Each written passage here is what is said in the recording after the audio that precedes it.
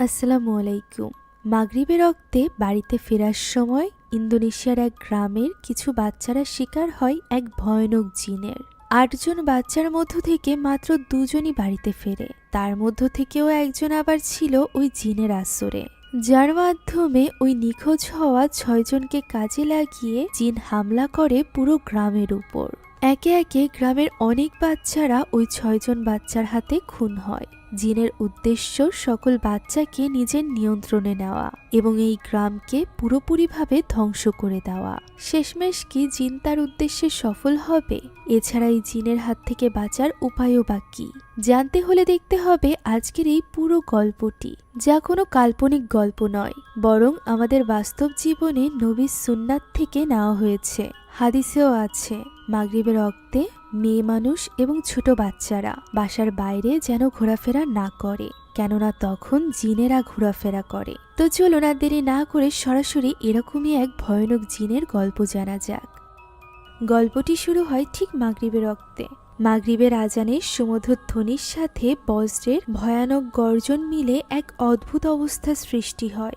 তখনই আমরা দেখতে পাই গা ছমছমে এক দৃশ্য। এই সময়ে আমরা বৃষ্টি ভেজা পথে একটা কিশোরকে ছুটে যেতে দেখতে পাই। তাকে দেখে মনে হচ্ছিল সে কিছু একটা থেকে বাঁচার জন্য চেষ্টা করছে। তার চোখ মুখে ছিল ভয় এবং আতঙ্ক। সে বারবার সাহায্য চাইছিল। সে যেন কারোর কাছ থেকে পালানোর চেষ্টা করছে।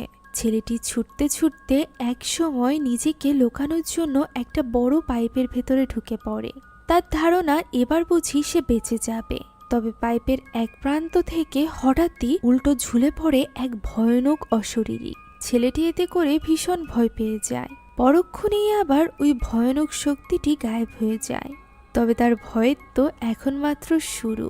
পাইপের উপর থেকে এক ভয়ানক হাত পাইপ ভেঙে ভেতরে ঢুকে পড়ে, যার হাত থেকে ছেলেটি বাঁচার জন্য সামনের দিকে এগোতে থাকে এবং চিৎকার করতে থাকে। হাতটি এবার ছেলেটিকে ছেড়ে দেয় এবং পরক্ষণেই তার সামনে চলে আসে ওই পুরো অশরীরীটি, যেটা নিচে থেকে বের হয়েছিল। আর এখানেই ছেলেটির চিৎকারের সাথে শেষ হয়ে যায় এই দৃশ্য চলে যায় গ্রামের মক্তবে। সেখানে শিক্ষক এবং ওস্তাদ প্রতিদিন বাচ্চাদের বিভিন্ন ধর্মীয় বিষয় শিক্ষা দেন। আজও ওস্তাদ কথায় কথায় বলে তারা যেন মাগরিবের আজানের পর ঘরের বাইরে না থাকে।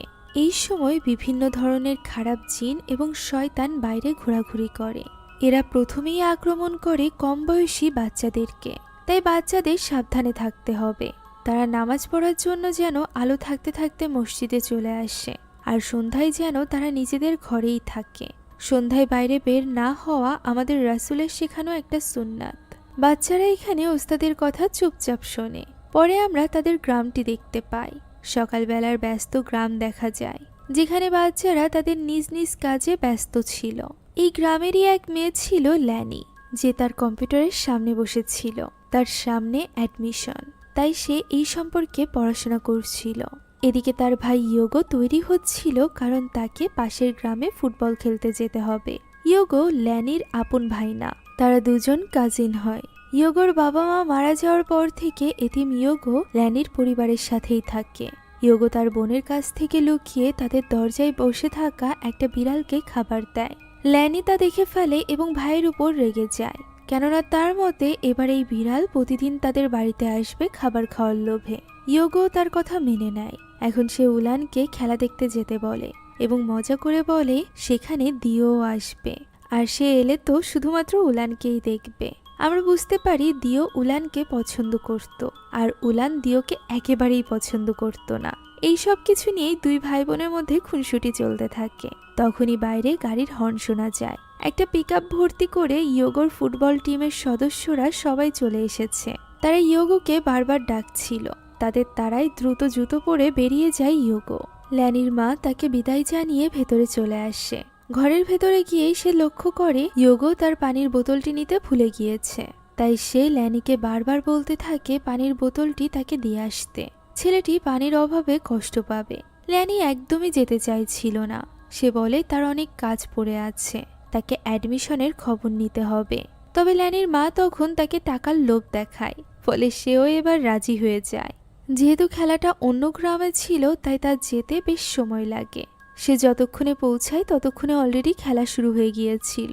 সে ইয়োগোকে পানির বোতলটি দেয়। ইয়োগো তখন মাঠে নামেনি, সে রিজার্ভ সদস্য হিসাবেই বসেছিল। ল্যানিও এখানে ইয়োগোর পাশে গিয়ে বসে। সে এখন ফিরবে না, খেলা শেষ হলে তাদের সাথেই ফিরবে, এতে করে তার গাড়ির ভাড়া বেঁচে যাবে। এখানে আমরা দিও নামের ওই ছেলেটিকেও দেখতে পাই, যে ল্যানিকে দেখে মুগ্ধ হয়ে তার দিকেই তাকিয়ে থাকে খেলার মাঝে, যার ফলে সবকিছু উল্টোপাল্টা হয়ে যায় এবং সে প্রচণ্ড আঘাত পেয়ে মাটিতে পড়ে যায়। ফলে তাকে এনে বেঞ্চে বসিয়ে দেওয়া হয় এবং তার বদলে মাঠে নামে ইয়োগো। একদিকে ইয়োগো খেলার সুযোগ পেয়ে অনেক খুশি ছিল, অন্যদিকে দিও খুশি হয়ে যায় বেঞ্চে এসে, কেননা এখন সে ল্যানির সাথে ফ্লার্ট করতে পারছিল। ল্যানি তাকে একদমই পাত্তা দেয় না। দিও ল্যানির পাশে বসলে সে কিছুটা সরে বসে। অন্যদিকে ইয়োগো খেলার সুযোগ পেয়ে জান প্রাণ দিয়ে খেলছিল, তবে সে বল পাস করতেই চাইছিল না, সে নিজেই গোল করতে চাইছিল। আর এটা করতে গিয়েই সে ভুল করে ফেলে, বল অন্য দলের কাছে চলে যায় এবং এত চেষ্টার পরও তারা জিততে পারে না। ফলে তাদের দলের ক্যাপ্টেন এতে করে প্রচণ্ড রেগে যায়। তার মতে ইয়োগোর নিজ নিজ গোল করে হিরো হতে চাওয়ার কারণেই তাদেরকে ম্যাচ হারতে হয়েছে। ক্যাপ্টেন তাকে ধাক্কা দিয়ে বকাঝকা করতে থাকে। ইয়োগোর গায়ে হাত দেওয়ায় তার বন্ধুরাও প্রতিবাদ করে, ফলে তাদের নিজেদের দলের মধ্যেই মারামারি শুরু হয়ে যায়। কোচ এসে কোনো মতে ব্যাপারটা সামলে নেয়। এই ঝগড়া গ্যাঞ্জাম দেখে ল্যানি একটু চমকে গিয়েছিল, তাই দিও এখানে হিরোর মতো এসে তাকে ভয় পেতে নিষেধ করে। ঠিক তখনই তার মাথায় এসে একটা বল লাগে। এখন এই সব ঝামেলা শেষ করে তারা যখন তাদের পিকআপে ওঠে, ঠিক তখনই মাগরিবের আজান দিচ্ছিল। কোচ তাদের সবাইকে নামাজ পড়ে নিতে বলে। পাশেই ছিল মসজিদ। ইয়োন্ডো নামের একজন ছেলে বলে তাদের দ্রুত বাড়িতে যেতে হবে। ইয়োগোও বলে তাদের নামাজ পড়ে নেওয়া উচিত, তবে ইয়োন্ডো তাকে উল্টো ধমক দিতে থাকে এবং বলে তার জন্যই এই সব কিছু হলো। এখন যদি তারা অন্য প্লেয়ারদের সাথে নামাজ পড়তে যায় তাহলে তাদের সাথে আবারও সংঘর্ষ হতে পারে। ল্যানিরও বাড়িতে কাজ ছিল, দ্রুত পৌঁছানো দরকার, তাই সেও গাড়িতে উঠে পড়ে। গাড়িটি স্টার্ট দিলে কোচ তাদেরকে পেছন থেকে ডাকতে শুরু করে এবং তারা তাকে বলে যে তারা রাস্তায় কোথাও নামাজ পড়ে নিবে। ফলে কোচ এখানে তাদেরকে নিয়ে একটু চিন্তিত হয়ে পড়ে। সে তাদেরকে সাবধানে যেতে বলে। এখন গ্রামের চায়ের দোকান দেখা যায়, যেখানে কিছু লোক বসে গল্প করছিল। সেখানে আদি নামের একজন ছেলেকে দেখা যায়। সে তখন চায়ের দোকান থেকে বের হয়ে আসছিল, যা দেখে সেখানে থাকা লোকগুলো মাগরিবের রক্তে তাকে বের হতে নিষেধ করে। সে তা না শুনেই বের হয় এবং রক্তিম আকাশের দিকে তাকিয়ে থাকে। 20 বছর পর আদি ফিরে এসেছে। এই আদি প্রথম পার্টের সেই ছোট্ট আদি, যে এখন পরিপূর্ণ যুবক। আমরা বুঝতে পারি 20 বছর আগের ঘটনায় হয়তোবা আবারও ঘটতে চলেছে। তার চেহারা দেখেই আমরা বুঝতে পারি যে সেও বুঝতে পারছিল আসন্ন বিপদের ব্যাপারে। 20 বছর আগেও সে এরকমই এক ভয়ানক পরিবেশ দেখেছিল, আর এরপর কি হয়েছিল তা তো আমরা সবাই জানি। ওয়াক্ত মাগরিবের প্রথম পার্টের এক্সপ্লেনেশন যারা দেখেননি, তার ডেসক্রিপশন বক্সের লিংক থেকে দেখে আসবেন, তাহলে আদির সাথে কি ঘটেছিল এটাও ভালোভাবে জানতে পারবেন। এখন ফেরা যাক ল্যানিদের কাহিনীতে। ল্যানি এখানে ড্রাইভার রাহিমের পাশে বসে আসছিল। সে রাহিমকে বিরক্ত হয়ে বলছিল কিভাবে করে ইয়োগোর বোকামির জন্য আজ তাদের হেরে যেতে হয়েছে। ইয়োগো সবসময়ই এমন অবাধ্য। তার কথা থেকে আমরা বুঝতে পারি যে সেও ইয়োগোর বন্ধুদের মতো তাকে একদমই পছন্দ করত না। এদিকে পিছনে বসা ইয়োগো দল জমিয়ে আড্ডা দিচ্ছিল। যে ছেলেটির সাথে তাদের ঝগড়া বেঁধেছিল সেই ছেলেটির ব্যাপারেই তারা মন্দ কথা বলছিল। তারা এই দোয়া করছিল যে পরদিন যেন প্র্যাকটিসের সময় ওই ছেলেটির পা ভেঙে যায়। এইসব নিয়েই মজা করছিল তারা। এমন সময় তাদের পিকআপের সামনে হঠাৎই একজন ছোট বাচ্চা ছেলে চলে আসে। রহিম দ্রুত হার্ট ব্রেক করে গাড়িটি থামায়। তারা সবাই নেমে দেখতে পায় ছেলেটি আর বেঁচে নেই, তার পুরো শরীর রক্তাক্ত। তারা সবাই এতে করে ভীষণ ভয় পেয়ে গিয়েছিল। ছেলেরা তড়িঘড়ি করে কিছু কলাপাতা এনে লাশটি ঢেকে দেয়। এরপর ড্রাইভার ফোন দেয় পুলিশ স্টেশনে এবং সবকিছু খুলে বলে। ল্যানি এই সব কিছুতে প্রচন্ড ভয় পেয়ে গিয়েছিল, তাই সে সবার থেকে আলাদা গাড়িতে গিয়ে বসে পড়ে। হঠাৎ করেই সে দেখতে পায় রক্তমাখা অ্যাক্সিডেন্ট হওয়া ওই ছেলেটি জঙ্গলের রাস্তায় দাঁড়িয়ে আছে এবং হাতের ইশারায় তাকে ডাকছে। দৃশ্যটি বেশ গা ছমছমে ছিল। কিছুক্ষণের মধ্যেই ইয়োগো লক্ষ্য করে ল্যানি তো গাড়িতে নেই, বরং আশেপাশেও কোথাও নেই। তারা সবাই এতে করে ভীষণ চিন্তিত হয়ে পড়ে এবং আশেপাশে তাকে খুঁজতে আরম্ভ করে। তারা বুঝতে পারে ল্যানি জঙ্গলের ভেতরে গিয়েছে। আমরা ল্যানিকে দেখতে পাই যে কিনা ওই রক্তাক্ত ছেলেটির সাথে হাঁটছিল। ছেলেটি এইখানে তাকে খেলতে যাওয়ার জন্য বলছিল। ল্যানিও এখানে মন্ত্রমুগ্ধের মতো তার পেছন পেছন যাচ্ছিল। সে যে কোনো মৃত মানুষের পেছন পেছন যাচ্ছে এটা বোঝার মতো হুঁশই তার ছিল না। হঠাৎই ছেলেটি জঙ্গলের মাঝে একা একা সামনের দিকে চলে যায় এবং ল্যানি সেখানেই দাঁড়িয়ে পড়ে। আস্তে আস্তে করে তার জ্ঞান ফেরে। সে ভয়ে থরথর করে কাঁপতে শুরু করে। এই পুরো জঙ্গলে সে একা ছিল। তার পেছনে তখন আমরা ওই ভয়ানক শক্তি অর্থাৎ ওই জিনকে দেখতে পাই।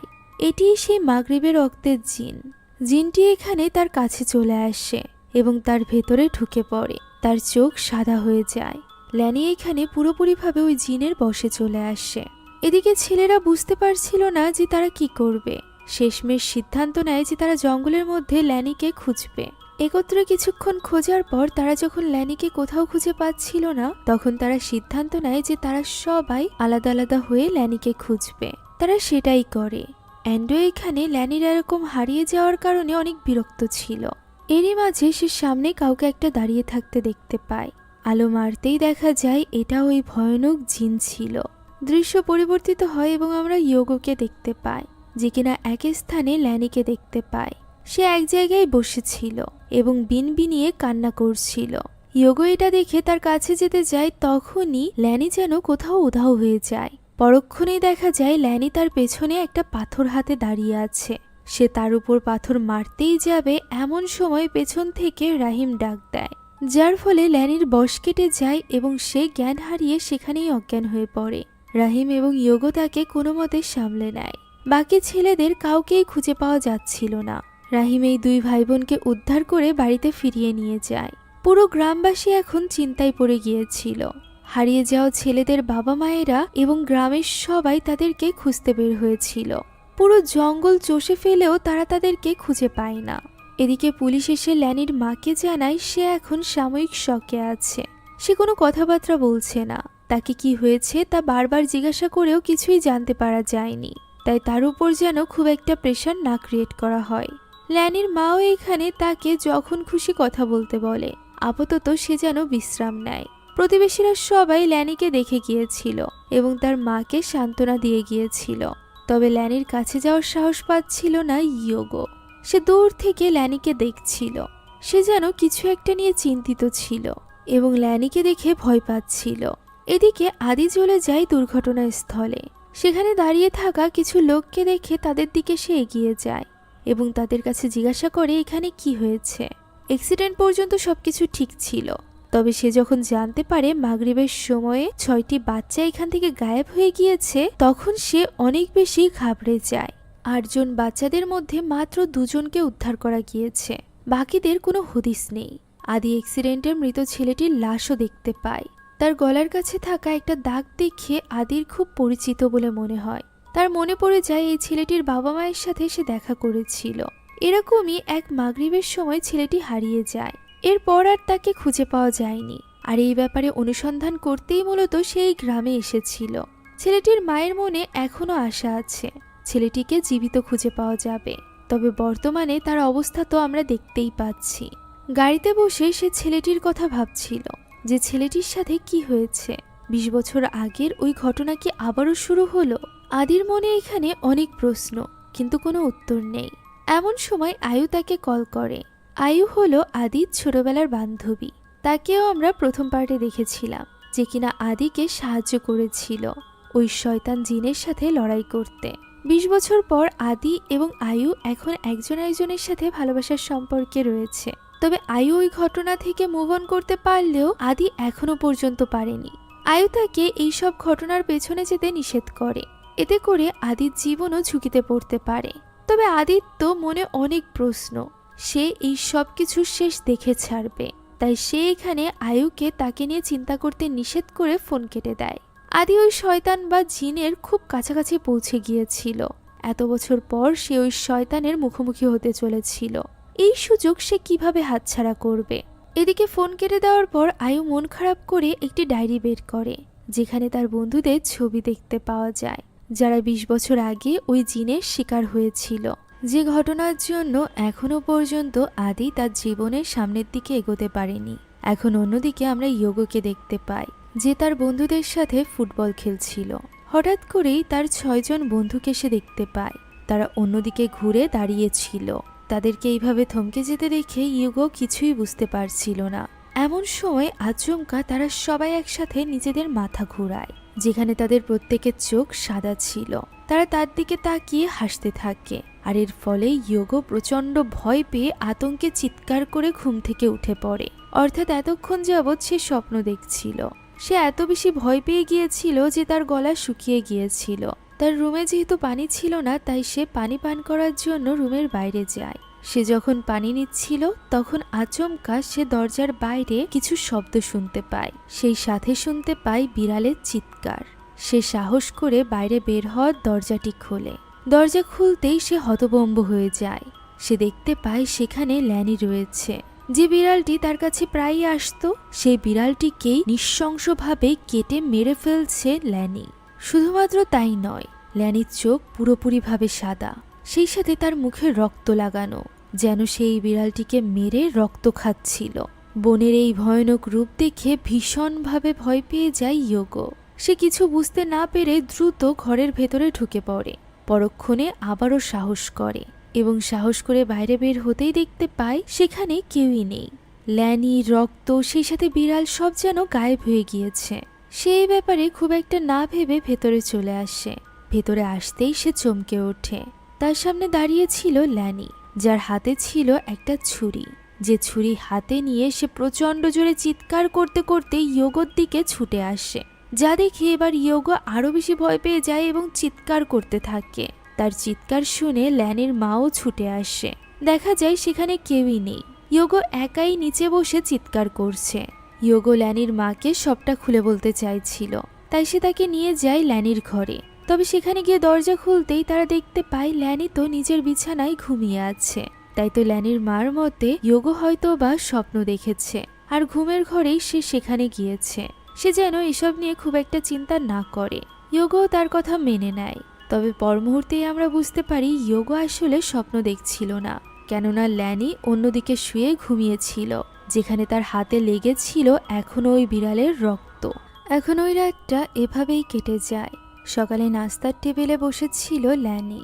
ইয়োগো নাস্তা খেয়ে স্কুলে যাবে, তাই টেবিলের উদ্দেশ্যে যায়। তবে সেখানে গিয়ে ইয়োগোর চোখ পড়তেই সে প্রচণ্ড চমকে ওঠে। ল্যানি তার দিকে ভয়ানকভাবে তাকিয়েছিল। তার এই দৃষ্টি আর গতরাতের অভিজ্ঞতা সব মিলিয়ে ইয়োগো এত বেশি আতঙ্কিত হয়ে পড়ে যে সে তার প্যান্টটি নষ্ট করে ফেলে। এতে কিছুটা বিরক্ত হয় ল্যানির মা, কেননা সে বুঝতে পারছিল না ইয়োগো কি দেখে এত ভয় পাচ্ছে।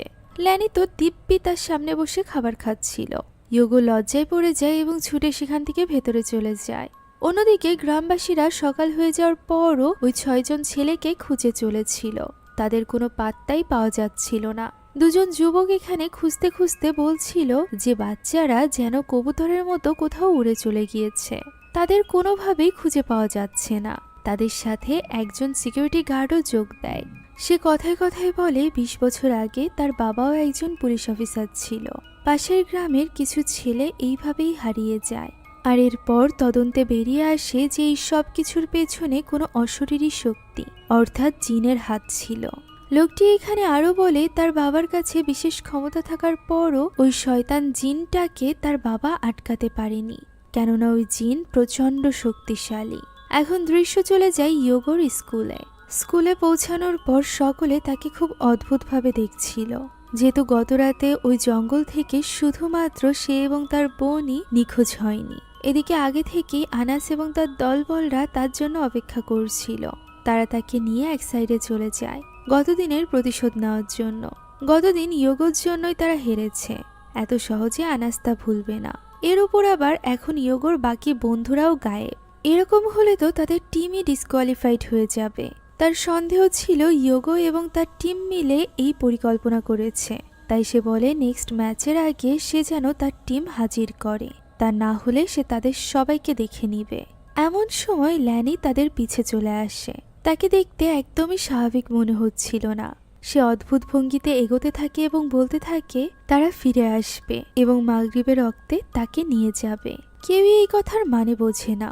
এদিকে জঙ্গলের মাঝে গ্রামবাসীরা হাঁটতে হাঁটতে এক স্থানে একটা মৃত কুকুর খুঁজে পায়। তবে সেখানে তো একটা দুটো নয়, বরং অনেকগুলো পশুর শরীরের বিভিন্ন অংশ ছিন্ন ভিন্ন করে ফেলে রাখা ছিল। তারা বুঝতে পারে না এই অবলা প্রাণীর সাথে কে এমনটি করলো।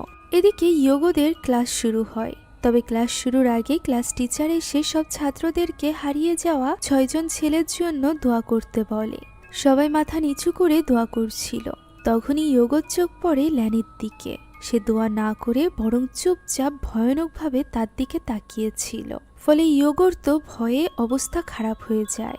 এখন ওই দিন টিফিনের সময় দিও ওয়াশরুমে ছিল। যখন সে বাইরে থেকে আওয়াজ শুনতে পায় যে আনাস এবং তার বন্ধু ভেতরে আসছে, তাই সে আর ওয়াশরুম থেকে বের হয় না। আনাস এখানে তার বন্ধুকে বলছিল তাদের দিওকে নিজেদের দলে রাখা উচিত হয়নি। তার যোগর প্রতি টান রয়েছে, সে তাদেরকেই সমর্থন করবে। দিও বুঝতে পারে আনাস তাকে ধরতে পারলে মারবে, তাই সে টয়লেটেই লুকিয়ে পড়ে থাকে। আনাস তার মুখ ধোয়ার জন্য বেসিনের সামনে যায়। তখনই সে আয়নায় তার পেছনে ওই জিনকে দেখতে পায় এবং ভীষণভাবে চমকে ওঠে। পেছনে ফিরে তাকাতেই সে আবারও কাউকেই দেখতে পায় না। আবার দরজাটি নড়ে উঠলে আনাস দেখতে পায় কেউ একজন পাশের টয়লেটে ঢুকে পড়েছে। ভেতর থেকে গুনগুনানি গান শোনা যাচ্ছিল। সে বুঝতে পারে এটা ল্যানির গলা, তাই সে দরজার কাছে যায় এবং ল্যানির উদ্দেশ্যে বলে সে এখানে কি করছে, এটা তো ছেলেদের ওয়াশরুম। তখনই অন্য পাশ থেকে ল্যানি তাকে ডাক দেয়। সেই সাথে আচমকা সে তার পেছনে চলে আসে। তার হাতে ছিল একটা ছুরি। চোখ দুটো পুরোপুরি সাদা হয়ে যায়। সে ফিসফিসিয়ে বারবার আনাসকে বলতে থাকে খেলতে যাওয়ার জন্য। ল্যানি তাকে মারতেই যাবে, তখনই দরজা খুলে দিও চলে আসে এবং সে আসাতে সবকিছু যেন শান্ত হয়ে যায়। ল্যানিও সেখানে ছিল না। দিও কোনো মতে আনাসকে সান্ত্বনা দেয়। ঘটনার আকস্মিকতায় যেন তারা হতভম্ব হয়ে গিয়েছিল। এখন স্কুল ছুটি হলে বের হওয়ার পর দূর থেকে ল্যানিকে ফলো করতে থাকে যোগো।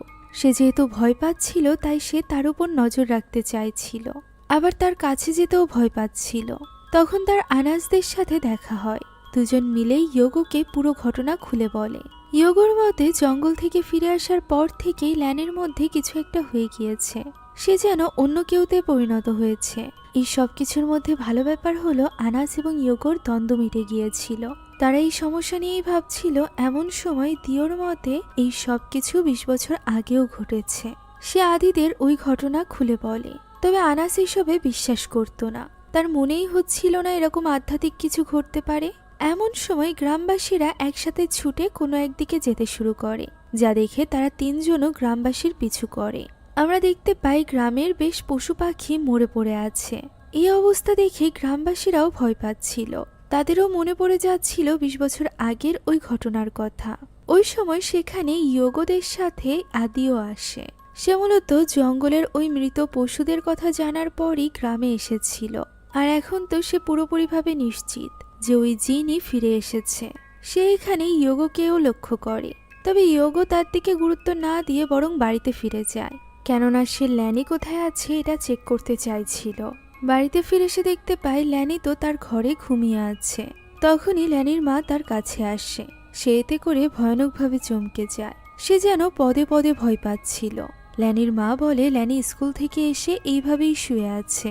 সে নিজেও কিছুটা বিশ্রাম নিতে চায়। গতরাতে তার একটুও ঘুম হয়নি। একথা বলে ল্যানির মা বিশ্রাম নিতে যায়। তবে যোগো সেখান থেকে যেতেই আমরা লক্ষ্য করি ল্যানি তো বিছানায় উঠে বসে আছে এবং ভয়ানকভাবে যোগোর দিকেই তাকিয়ে আছে। এদিকে যোগো সোফায় মাথা রাখতেই তার ঝিমুনির মতো আসে। সে ঘুমিয়ে পড়েছিল। তার কিছুক্ষণের মধ্যেই ফিসফিস করে তাকে কেউ যেন ডাকতে থাকে। চোখ মেলতেই ল্যানির ভয়ানক রূপ দেখে তার ঘুম ভেঙে যায়। ভয়ে তার অবস্থা খারাপ ছিল। এরই মাঝে ল্যানির মা সেখানে আসে এবং যোগোকে কিছু পার্সেল দিয়ে আসার জন্য বলে।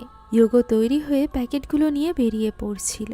তখন তাকে অদ্ভুত ভঙ্গিতে বিদায় জানায় ল্যানি এবং মস্করার ছলে বলে সে মাগরিবের আগে ফিরতে পারবে তো। তার কণ্ঠে ছিল এক ভয়ানক রহস্য। এখন এক আঙ্কেলের সাথে সে রওনা দেয়। যাওয়ার সময় সে লক্ষ্য করে ল্যানি তার দিকে ভয়ানকভাবে তখনও তাকিয়ে আছে। এরই মাঝে কয়েকজনকে সে লক্ষ্য করে যারা কিনা ছুটে কোথাও একটা যাচ্ছে। ল্যানির মায়ের সাথেও তারা কথা বলে। আমরা বুঝতে পারি গতদিনের ঘটনার পর থেকে যা কিছু ঘটছে তাতে গ্রামের সবাই ভীষণ ভয় পেয়ে গিয়েছিল। তাই তো সকলে এখন ছুটাছুটি শুরু করে দিয়েছিল তাদের বাচ্চাদেরকে সন্ধ্যার আগে ঘরে ফিরিয়ে নেওয়ার জন্য। পুরো গ্রামে যেন এক ভয়ানক আতঙ্ক। যেসব বাচ্চারা যেতে চাইছিল না তাদের বাবা মা ধরে টেনে নিয়ে যাচ্ছিল। আনাস নিজেও এই ঘটনা নিয়ে বেশ ভীত ছিল, তাই সে তার এক বন্ধু অ্যান্টনকে কল করে। আনাস তাকে সাবধানে থাকতে বলে। ল্যানি বলেছিল আজ মাগরিবের সময় তাদেরকে নিয়ে যাবে, তবে অ্যান্টন এসবে বিশ্বাস করে না। তার মধ্যে তার কিছুই হবে না। ততক্ষণে মাগরিবের আজান দিয়ে দিয়েছিল। তাদের নামাজের সময় হয়ে যায়। অ্যান্টন ফোনটা কেটে দেয়। তখনই অ্যান্টনের ঘরের দরজায় কেউ যেন জোরে জোরে কড়া নাড়তে থাকে। দরজা খুললেই দরজার বাইরে কাউকে দেখা যায় না। সে আবারও দরজাটি বন্ধ করে দেয়। এবার আমরা তার ঘরের জানালাগুলোতে ওই হারিয়ে যাওয়া ছেলেদেরকে দেখতে পাই। এটা যেন তারা ছিল না, বরং তাদের এক একটা ভয়ানক রূপ, যে ব্যাপারে লক্ষ্য না করে অ্যান্টন ভেতরের দিকে চলে যায়। তখনই সে তার সামনে অ্যান্ডোকে দেখতে পায়, যে কিনা ভয়ানকভাবে নিজের ঘাড় ঘোরায়। তখনই অ্যান্টন তার পেছনে বাকি ছেলেদেরকেও দেখতে পায়। তাদের সবার চোখগুলো সাদা, শরীরে রক্ত লেগে আছে। ভয়ানক এক হাসি যেন সকলের মুখে। এভাবেই সকলে হামলে পড়ে অ্যান্টনের উপর। অ্যান্টনের বাবা অ্যান্টনকে যখন নামাজ পড়তে যাওয়ার জন্য ডাকতে আসে, তখন সে ঘরে কাউকেই দেখতে পায় না। অ্যান্টনও গায়েব হয়ে গিয়েছিল। এদিকে আমরা আনাসকে দেখতে পাই। সে খুবই চিন্তিত এবং ভীত ছিল, তাই সে এবার দিওকে ফোন দিতে থাকে তাকে সাবধান করতে। তবে দিও তখন নামাজে থাকায় তার কল রিসিভ করতে পারে না। ততক্ষণে ওই ছেলেগুলো এবার তার কাছেও পৌঁছে গিয়েছিল। সে অ্যান্ডোকে দরজার বাইরে দেখতে পায় এবং আরও বেশি ভয় পেয়ে যায়। অ্যান্ডো তার নাম ধরে ডাকে, আর এরপর তার উপর হামলা করে অন্যান্য ছেলেরা। ততক্ষণে দিও নামাজ শেষ করে ফোন রিসিভ করেছিল। তবে আনাস তো তখন মহাবিপদে। সে শুধুমাত্র চিৎকার করছিল এবং ওই সকল ছেলেদের নাম নিচ্ছিল যারা কিনা জঙ্গলে গায়েব হয়ে গিয়েছিল, যা শুনে দিও অনেকটা চিন্তিত হয়ে পড়ে আনাসকে নিয়ে। এদিকে আনাসের উপর আক্রমণ করে ওই ছেলেগুলো তাকেও নিজের সাথে করে নিয়ে যায়।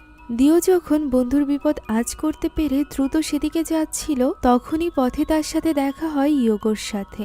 ইয়োগোর আঙ্কেল তাকে এই সন্ধ্যার সময় একা ছাড়তে চায় না, তবে ইয়োগো তার কোনো কথাই শোনে না, কেননা সে আনাসকে সাহায্য করতে চাইছিল। তাই সে দ্রুত দিওর সাথে সেখান থেকে পালিয়ে যায়। তারা দুজন আনাসের বাড়িতে যেতে থাকে। তবে আনাসের বাড়ির কাছাকাছি যেতেই তাদের হারিয়ে যাওয়া বন্ধুরা তাদের সামনে চলে আসে। সবাই যেন পুরোপুরিভাবে পাল্টে গিয়েছিল। তাদেরকে দেখে কোনো মানুষ বলে মনে হচ্ছিল না। তারা সকলে ছিল ওই জিনের বশে। চোখগুলো সাদা, শরীরে রক্ত। ভয়ানক এক হাসি তাদের সকলের মুখে। আর এভাবেই তারা এগোতে থাকে তাদের দুজনের দিকে। তারা দুজনেতে করে ভীষণ ভয় পেয়ে গিয়েছিল। এরই মাঝে একটা দা হাতে নিয়ে ঘরের চাল থেকে ইন্ডো তাদের সামনে লাফিয়ে পড়ে। প্রাণ বাঁচানোর জন্য দুই বন্ধু প্রাণপণে ছুটতে আরম্ভ করে। পেছন পেছন ওই ছেলেগুলো হাতিয়ার নিয়ে তাদের পিছু করছিল। তারা কোথায় যাচ্ছে, কিভাবে যাচ্ছে কিছুই জানে না। যে কোনো মূল্যে তাদের প্রাণ বাঁচাতে হবে। তাদেরকে ধরতে না পারলেও রাস্তায় যাদেরকেই পাচ্ছিল ওই ছেলেগুলো তাদেরকেই নির্মমভাবে হত্যা করছিল। গ্রামবাসী যারাই বাচ্চা দুটোকে সাহায্য করতে আসছিল তারাই প্রাণে মারা যাচ্ছিল। এক পর্যায়ে দিও এবং ইয়োগোর মনে হয় তারা যেন বাঁচতে পারবে না। এরই মাঝে সামনে তারা আদির গাড়ি দেখতে পায়। আদি এখানে তাদেরকে বাঁচানোর জন্যই এসেছিল। কোনো মতে তারা আদির গাড়িতে উঠে বসে, যার ফলে তখনকার মতো আদি তাদেরকে নিয়ে সেখান থেকে পালিয়ে যায়। তাদেরকে না পেয়ে এবার ওই ছেলেগুলো চলে যায় আনাসের কাছে। হ্যাঁ, আনাস তখনও মারা যায়নি। আনাস এবং তার বন্ধুদেরকে এক স্থানে আহত করে ফেলে রেখেছিল ওই ছেলেগুলো। আনাস এন্ডো সহ বাকি ছেলেদেরকে নিজের সামনে দেখে হুঁশ ফেরানোর চেষ্টা করছিল। এন্ডো এসে তার উপর হামলা করতেই যাবে, এমন সময় সেখানে পেছন থেকে গুনগুনানি গান শোনা যায়। এন্ডো থেমে যায় এবং এক ভয়ানক হাসি দিয়ে সামনে থেকে সরে যায়। দেখা যায় সেখানে ল্যানি এসেছে। সে গান গাইতে গাইতে সামনের দিকে এগোচ্ছে। আমরা বুঝতে পারি এই সব কিছুর প্রধান ছিল ল্যানি। তার ভেতরেই ছিল ওই জিনের বাস। এক সময় সে থমকে দাঁড়ায়। তার পেছন থেকে ওই ভয়ানক জিন বেরিয়ে আসে, আর এভাবেই শূন্যে ভাসতে ভাসতে সে উপরে উঠে যায়। প্রচণ্ড ভয় পেয়ে আনাস চিৎকার করতে আরম্ভ করে। দৃশ্য চলে যায় আদির কাছে। আদি তাদের দুই বন্ধুকে একটা নিরাপদ জায়গায় নিয়ে এসেছিল। সে তাদের কাছে জানতে চায় ওই দিন সন্ধ্যার সময় তারা কোনো কুকথা বলেছিল কিনা বা কাউকে অভিশাপ দিয়েছিল কিনা। ইয়োগোর মনে পড়ে যায় ওই সন্ধ্যায় বাড়িতে ফেরার সময় তাদের 7 জনের সাথে যাদের ঝগড়া হয়েছিল তাদেরকে গালমন্দ করছিল এবং অভিশাপ দিচ্ছিল, অর্থাৎ আনাস এবং দিওর পুরো টিমকে। ফলে আদি বুঝতে পারে যে এভাবেই জিন মূলত তাদের প্রতি আকর্ষিত হয়েছে। সে নিজেও এই কাজ করেছিল 20 বছর আগে তার বন্ধু সামারের সাথে। সন্ধ্যার সময় সামার তার শিক্ষককে অভিশাপ দিচ্ছিল, গালমন্দ করছিল, যার ফলে ওই জিন আকর্ষিত হয়ে পড়ে এবং তাকে পজেস করে নেয়। প্রথমেই খুন হয় তারা যাকে অভিশাপ দিয়েছিল সেই শিক্ষিকা, আর এরপর সামার এত বেশি ভয়ানক হয়ে ওঠে যে সে নিজের ভাইকে পর্যন্ত খুন করে। শেষমেশ সে নিজেও শেষ হয়ে যায়। এই সব কিছুর পেছনে যে ভয়ানক জিন রয়েছে তার নাম হলো উম্মু সিবিয়ান। সামারের পর এই জিন তাকেও বশ করতে চেয়েছিল, তবে তার বন্ধু আয়ুর কারণে সেদিন তাকে বশ করতে পারেনি, সে বেঁচে গিয়েছিল। 20 বছর আগের এই সকল ঘটনা শুনে দিও এবং ইয়োগো দুজনই অনেক ভয় পেয়ে যায়। তারা বুঝতে পারে তারা কত বড় বিপদে পড়ে গিয়েছে। এভাবেই ওই রাতটা কেটে যায়। ফজরের আজান দেয়। ভোরে এক গ্রামের লোক বাজারে যাওয়ার সময় রাস্তায় ওই ছেলেগুলোর মৃত লাশ দেখতে পায়। ফলে সে ভয়ে চিৎকার করে সকলকে জড়ো করে। গ্রামের সবাই বাচ্চাদের লাশ দেখে হতভম্ব হয়ে যায়। এখানে মূলত দিওর টিমের সকলে মরে পড়েছিল, কারণ তাদের উপরই ওই সন্ধ্যায় অভিশাপ দেওয়া হয়েছিল। দিও কোনো মতে গতরাতে বেঁচে গিয়েছে। আপাতত সে ইয়োগোর সাথে একটা বেঞ্চে ঘুমিয়েছিল। ইয়োগোর ঘুম ভাঙে একটা ফোন কলে, যেখান থেকে সে জানতে পারে তার বন্ধুদের মৃত্যুর ব্যাপারে। আর এটা জানার পর দিও এবং সে একে অপরকে জড়িয়ে ধরে কাঁদতে থাকে। আদি যখন খাবার নিয়ে তাদের কাছে আসে এবং এইসব ব্যাপারে জানতে পারে, তখন সে বুঝতে পারে এই জিন অনেক ভয়ানক আকার ধারণ করেছে। এখন তাকে আটকানো কঠিন হয়ে যাবে। ফলে তারা দ্রুত আর দেরি না করে গ্রামের দিকে চলে যায়। এক স্থানে সকল বাচ্চাদেরকে কবর দেওয়ার জন্য তৈরি করা হচ্ছিল। ছেলেগুলোর বাবা মা প্রচণ্ডভাবে ভেঙে পড়েছিল। সেই সাথে পুরো গ্রামবাসী যেন এক ভয়ের মধ্যে ছিল। এদিকে ল্যানির মা চিন্তিত ছিল ইয়োগোকে নিয়ে। আদিও সেখানে চলে আসে। সে দূর থেকে যখন কবর দেওয়ার এই দৃশ্য দেখছিল, তখন ল্যানি তাকে লক্ষ্য করে। সে যেন দূর থেকেই আদিকে চিনে ফেলে, আর এরপর সে সিকিউরিটি গার্ডের পেছনে গিয়ে লুকিয়ে পড়ে। পরক্ষণেই দেখা যায় সে আদির পাশে চলে এসেছে। সে তাকে বলে যে সে তাকে চিনতে পেরেছে, সে তার কথা এখনো ভোলেনি। আদি তার সবথেকে স্পেশাল হোস্ট ছিল। সে এখন কেনই বা এখানে এসেছে? সে যদি এই বাচ্চাদেরকে বাঁচানোর জন্য আসে তাহলে অনেক দেরি করে ফেলেছে। আদি বলে সে তাকে শেষ করতে এসেছে। সে এখন আর আগের মতো ছোট নেই। এখন সে তাকে শেষ না করে এখান থেকে যাবে না। ল্যানি বলে সে কিছুই করতে পারবে না, শুধুমাত্র চেয়ে চেয়ে দেখবে যে কিভাবে এই সব কিছু শেষ হবে, ঠিক যেভাবে 20 বছর আগে তার গ্রামের সব শেষ করেছিল সে। এই ধরনের হুমকির কথা বলে সে সেখান থেকে চলে যেতে থাকে। ওই সময় আমরা আদির দৃষ্টিতে ওই জিনকে দেখতে পাই। মূলত আদি সেখানে ল্যানিকে নয়, বরং ওই জিনকে দেখছিল। আদি ভয় পেলেও নিজেকে সামলে নেয়। তাকে এখন শক্ত হতে হবে। সে দিও এবং ইয়োগোর কাছে যায় এবং তাদেরকে দ্রুত ইয়োগোর বাড়িতে যেতে বলে। সে কিছু তাবিজ দিয়ে বলে ল্যানির ঘরের আশেপাশে ঝুলিয়ে দিতে, যাতে করে ল্যানি ঘর থেকে বের হতে না পারে। জিনটিও সেখানে আটকে যাবে এবং সে গিয়ে জিনটিকে তাড়াবে। তারা দুই বন্ধু বাড়িতে চলে যায়। দ্রুত তারা বাড়ির বিভিন্ন স্থানে ওই তাবিজ ঝোলাতে থাকে। তবে ল্যানির ঘরে এই তাবিজ ঝুলানোর আগেই সেখানে ল্যানির মা এবং ল্যানি চলে আসে, যাদেরকে দেখে তারা থমকে যায়। এদিকে ল্যানির মা তাদের দুজনকে জীবিত দেখে ভীষণ খুশি হয়ে যায় এবং জড়িয়ে ধরে। সে ভেবেছিল অন্য ছেলেদের সাথে এই দুজনও হয়তোবা মারা গিয়েছে। এরই মাঝে ল্যানি ওই তাবিজের কারণে কষ্ট পেতে আরম্ভ করে। তার ভেতরে জিনের কষ্ট হচ্ছিল, তাই সে প্রচণ্ড জোরে চিৎকার করে ওঠে। এই চিৎকারের তেজ কেউ সহ্য করতে পারে না। এমন সময় আদি এসে সেখানে পৌঁছায়। তবে তাকে ভেতরে ঢুকতে দেখছিল সিকিউরিটি গার্ড এবং বাকি দুজন গ্রামবাসী। তারা যেন আদির জন্যই অপেক্ষা করেছিল। আদি ভেতরে গিয়ে ল্যানির মাথায় দুরুদ পড়া একটা কাপড় ঠেকায়। সে এখানে দোয়া কালাম পড়ার চেষ্টা করছিল যাতে করে ল্যানির ভেতরকার জিন বেরিয়ে যায়। তবে তার আগেই সিকিউরিটি গার্ড এবং ওই দুজন লোক এসে আদিকে চেপে ধরে। ল্যানি দ্রুত নিজেকে মুক্ত করে নেয় এবং বলতে থাকে আদি সে ব্যক্তি যে কিনা সকল বাচ্চাদেরকে নিজের বশে নিয়ে রেখেছে এবং সকলকে হত্যা করছে। ইয়োগো এবং দিও সত্যিটা বলতে চেয়েও পারে না, কেননা ল্যানির মতে আদি তো তাদেরকেও বশে নিয়ে রেখেছে। মূলত গোরস্থানে থাকাকালীন ল্যানি আগে থেকেই এই সিকিউরিটি গার্ডকে এইসব কথা বলে রেখেছিল, যাতে করে এইভাবেই গ্রামবাসীদেরকে দিয়ে আদিকে সে আটকাতে পারে। আদিও বুঝতে পেরেছিল যে সে চাইলেও নিজেকে এখন ছাড়াতে পারবে না, তাই সে দ্রুত দিও এবং ইয়োগোকে সেখান থেকে পালিয়ে যেতে বলে। তারাও দ্রুত সেখান থেকে পালাতে আরম্ভ করে। এদিকে সন্ধ্যা নেমে এসেছিল। গ্রামবাসীরা যখন জানতে পারে যে ওই লোকটি ধরা পড়ে গিয়েছে যে বাচ্চাদেরকে খুন করছে, তখন গ্রামের সকলে একত্রিত হয় ল্যানির বাড়িতে। তারা ভেতরে গিয়ে এখনই আদিকে শেষ করে দিতে চাইছিল, তবে সিকিউরিটি গার্ড এবং ওই দুইজন লোক এখানে ভেতরে আদিকে পাহারা দিচ্ছিল, যাতে করে গ্রামবাসীরা পুলিশ আসার আগে তার কোনো ক্ষতি করে না ফেলে। সেখানে ল্যানির মাও ছিল, তবে ল্যানি ছিল না। ল্যানি তো গিয়েছিল গ্রামের মসজিদে। সেখানে মুয়াজ্জিন আজান দেওয়ার আগেই সে তার মাথায় আঘাত করে তাকে অজ্ঞান করে ফেলে, আর এরপর নিজে চলে যায় মাইকের কাছে। এদিকে আদি এখানে নিজের গ্রামের নাম বলতেই সিকিউরিটি গার্ড হতভম্ব হয়ে যায়, কেননা এটা তো তারই গ্রাম ছিল। আর আদির গল্প ছোট থেকে শুনেই সে বড় হয়েছে। 20 বছর আগে তার বাবাই আদিকে সাহায্য করেছিল, তাই সে এখানে ওই সিকিউরিটি গার্ডকে বোঝানোর চেষ্টা করে যে সমস্যা তার মধ্যে নয়, বরং ল্যানির মধ্যে। এরই মাঝে ল্যানির কণ্ঠে গুনগুন করে গান শোনা যায়, যা সে মসজিদের মাইকে গাইছিল। এই গানের মাধ্যমে মূলত সে বাচ্চাদেরকে খেলার জন্য বাইরে আসতে বলছিল, যা শুনে গ্রামবাসীরা চমকে ওঠে।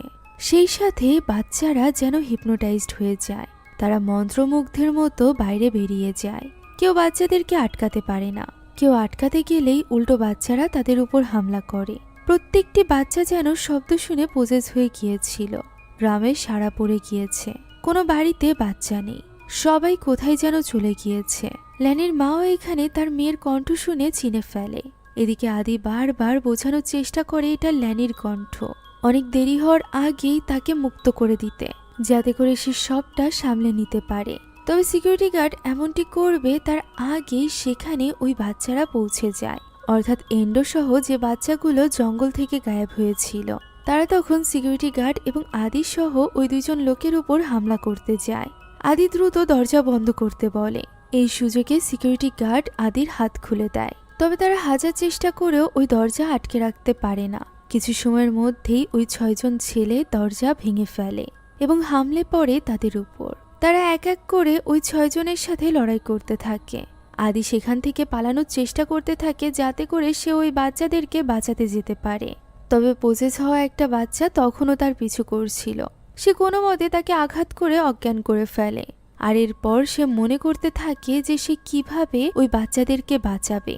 তার মনে পড়ে যায় ল্যানি তাকে ওই গোরস্থানে থাকাকালীন বলেছিল যে সে সব বাচ্চাদেরকে মেরে ফেলবে এখানেই, অর্থাৎ সে ওই গোরস্থানের কথা বলেছিল।